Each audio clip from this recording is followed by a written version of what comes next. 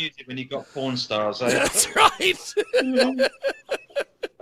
Yeah, so yeah, it's been a mad day here, man. It's been probably one of the hottest days of the year. So it's so everyone's pooped out here. Do you know what I'm saying? England doesn't do sunshine, so yeah. So if I'm sort of like looking a bit sort of dumbfounded, it's because of that, It's because basically. it's Do you know heat. what I'm saying? So, The heat, baby. yeah. But So, apart from that, so are you guys good?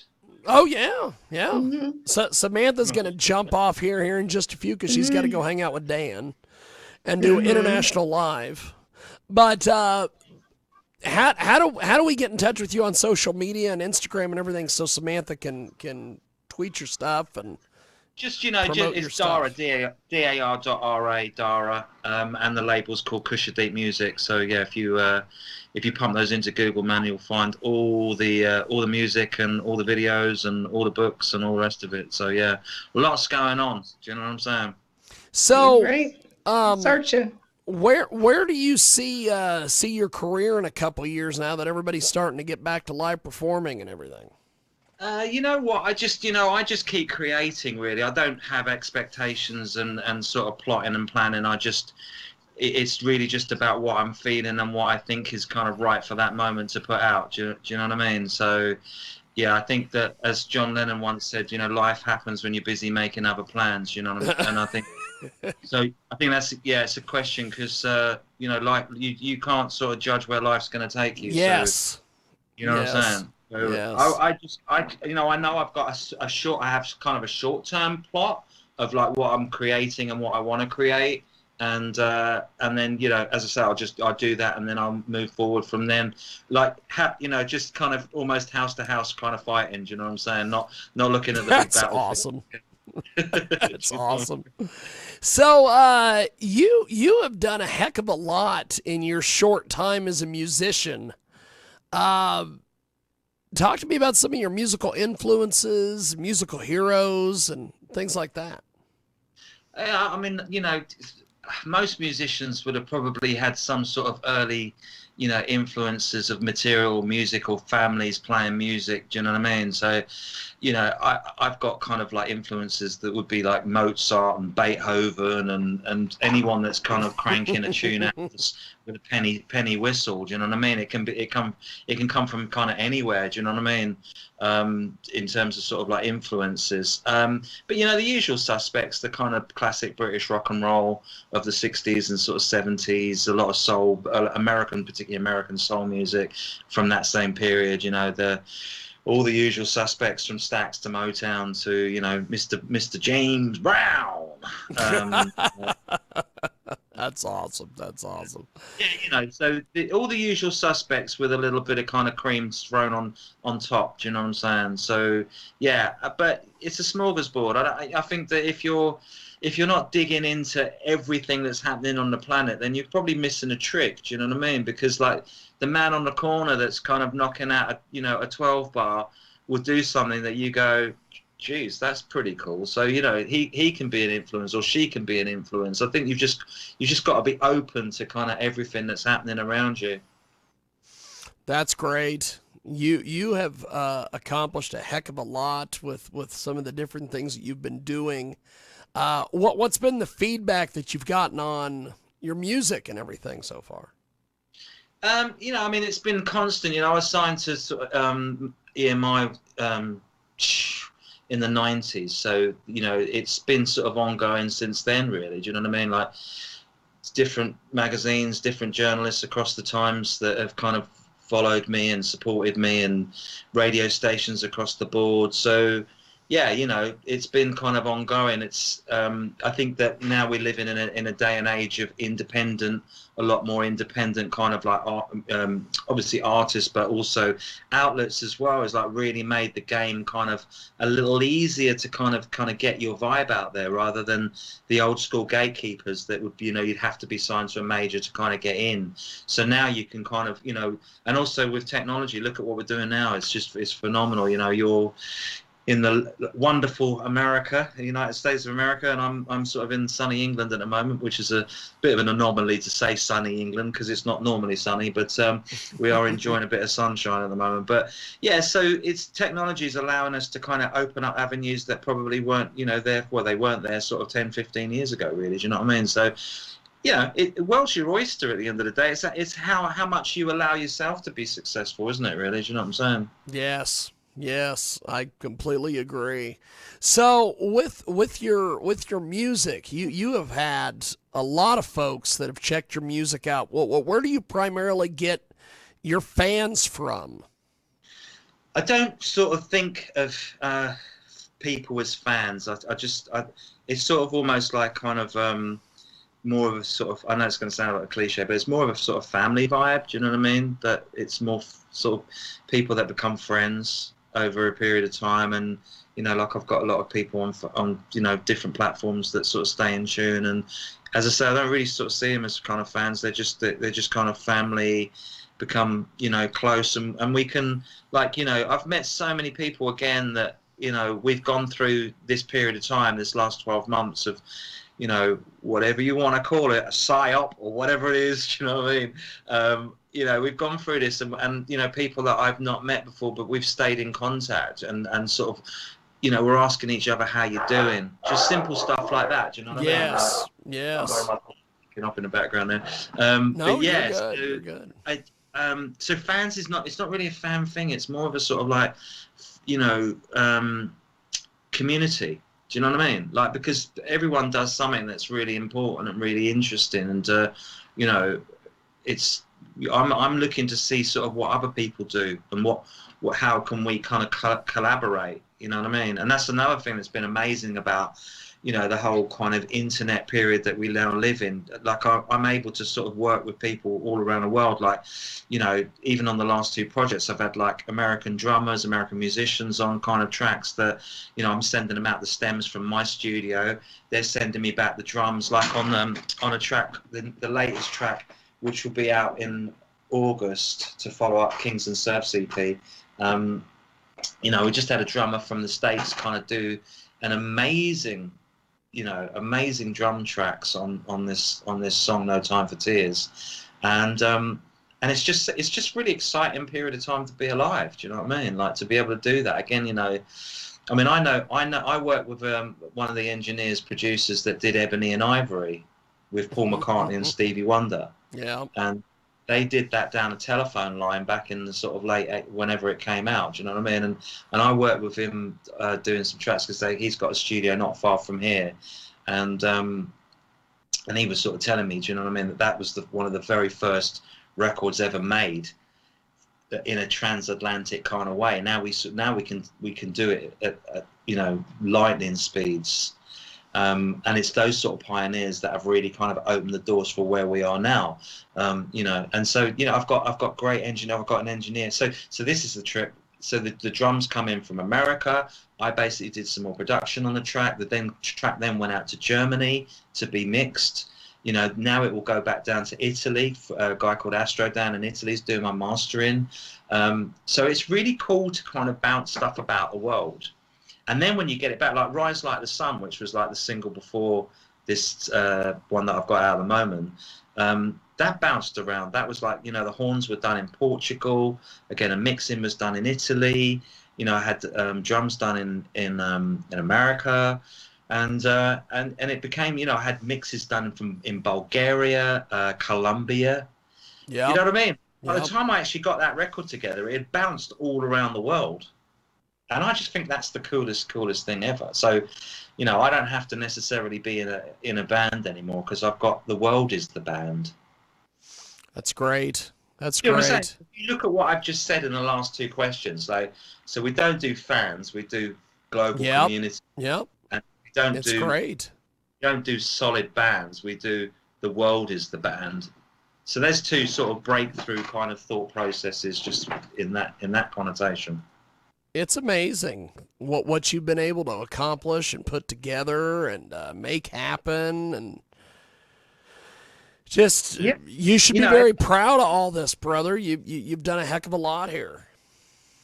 You know what? I think at the end of the day, you know, I think when you've had, when you start off with a little, you know, like you haven't had everything kind of like, you didn't get the kind of the bike, if you like, that the kid next door had because his mum and dad had more money. Do you know what I'm saying? But Yes. you did get sort of like a couple of wheels and a frame, and you had to put it together. It kind of makes you a little bit more tenacious. So when you do get sort of things that you've got, you know, you're able to make the most of it. Do you know what I mean? So the way I look at it, like, Yep. my studio is very basic. Do you know what I'm saying? The studio that I've got here, I try and keep it as basic as possible, and just get as much out of it as I possibly can. And people are quite amazed when they come in the studio and they go, "Oh, okay, so where's all your outboard gear?" And I'll go, "Well, I don't use that much kit." Do you know what I mean? But then, how are you getting that sound? And it's because you can't. You know, I think that, you know, if you, as I say, if you kind of know how to kind of work things without over embellishing, you can make a lot out of nothing. Do you know what I'm saying? Yes. Yes. It makes you a bit more resourceful. So with the internet, I'm just like, well, I'm like a kid in a candy store, because, like, do you know what I mean? Like, That's awesome. from, like, I've got lovely Inga, in Norway, one of the queens of Norway, amazing Viking lady who's kind of, you know, she's viewing in on Facebook right now, an amazing lady. And I've got Jo, my girlfriend, who's in the front room watching this live. Do you know what I mean? So, you know, and a few other people kind of tuning in from all around the globe. Do you know what I'm saying? So, you know what? It's an amazing thing. It's an amazing time that we live. It's a, you know, if we kind of like have the gratitude for what we have got, you know, then things become, you know, a bit more magical. And look, we're all going through quite an incredible period of time. You know, it's probably, you know, for us, this is our moment, isn't it? Really, where, you know, generation. I'm not saying it as hardcore as previous kind of, like, you know, situations like, you know, WW1, 2, and Vietnam and all that kind of thing, where that was really, you know. But I think from, you know, from a point of view that everybody's been going through, you know, I mean, I call it a psyop because it is a psychological scenario going on, that people are being affected by, you know, by what's happened. And I think that, you know, if we're like, life becomes like easier when we're good to each other.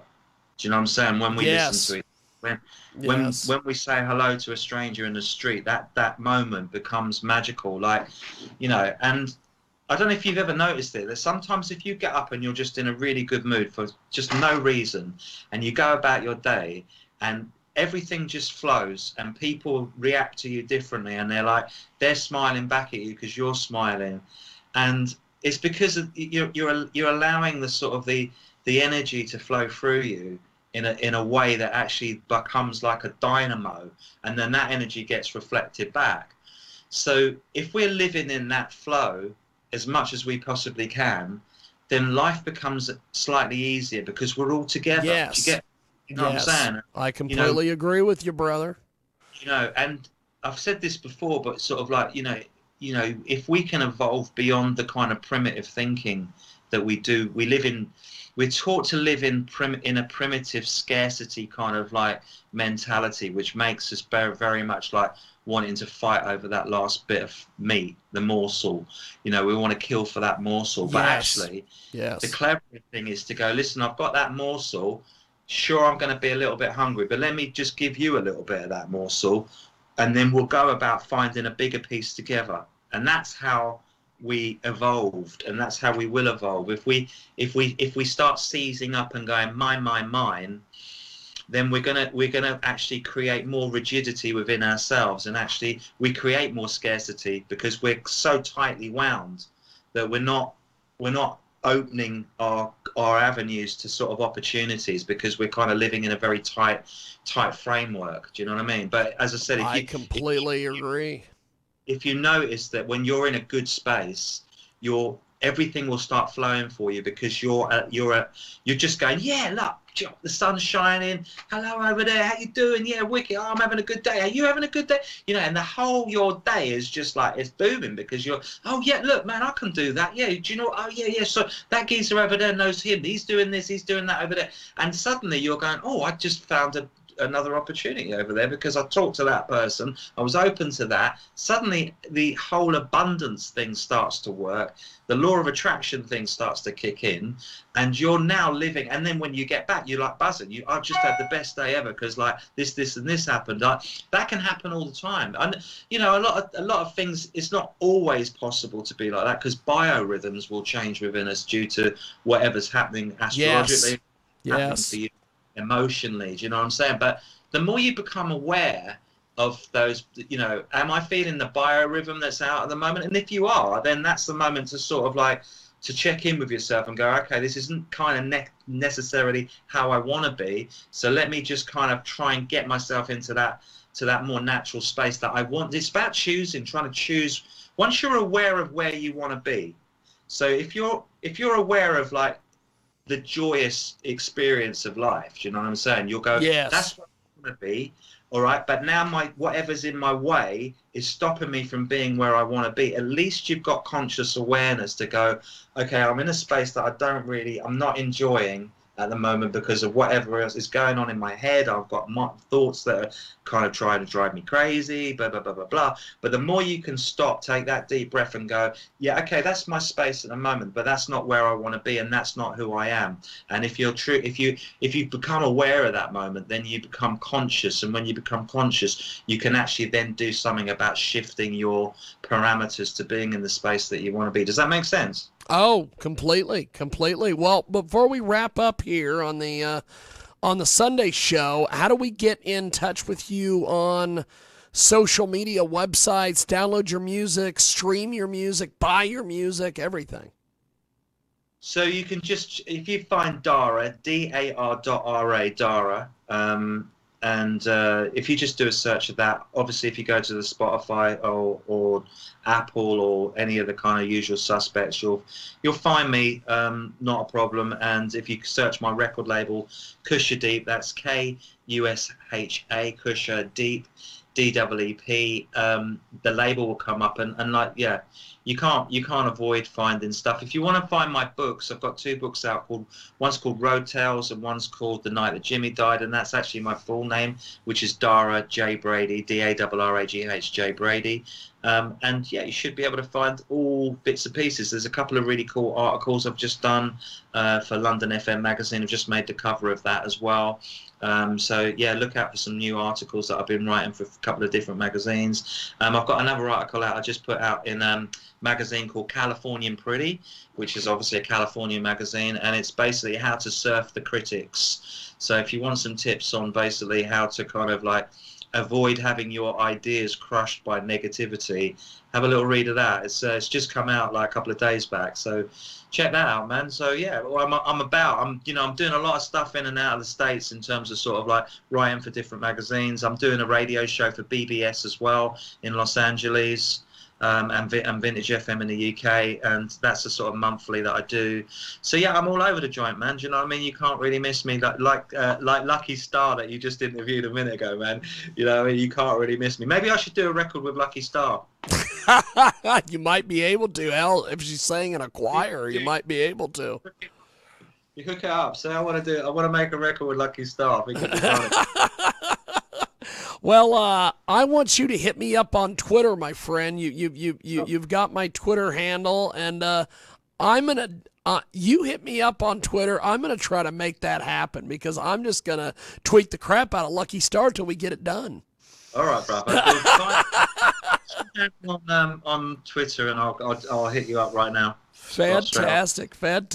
Well, I appreciate you making time for us today. Thanks for coming on, and I will talk to you real soon, my friend. Thank you. All right, you take care of yourself. Appreciate it, brother. Thank you. You are fantastic, brother. We are going to take a time out. When we come back, we are going to be